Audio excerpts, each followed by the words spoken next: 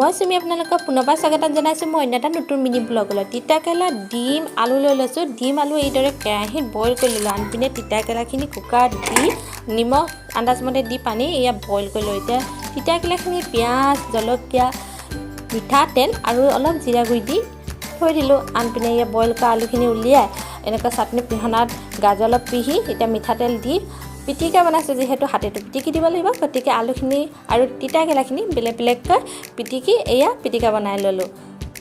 আৰু ডিম যে বইল কৰিছিলোঁ ডিমখিনি ধুনীয়াকৈ ফ্ৰাই কৰি ল'লোঁ।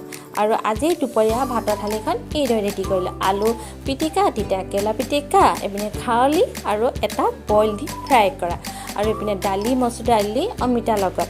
এইপিনে মোৰ যিহেতু ভাত ৰেডি হৈ গ'ল, শাহুমাক ভাতখিনি দি দিছোঁ আৰু ঘৰত মিস্ত্ৰীয়ে কাম কৰিছে, গতিকে তেওঁলোককো ভাতখিনি দি দিলোঁ। আৰু আজি মিনি ব্লগটো মই ইমানতে সামৰণি মাৰিলোঁ। আকৌ লগ পাম অন্য এটা মিনি ব্লগৰ সৈতে। Bye bye.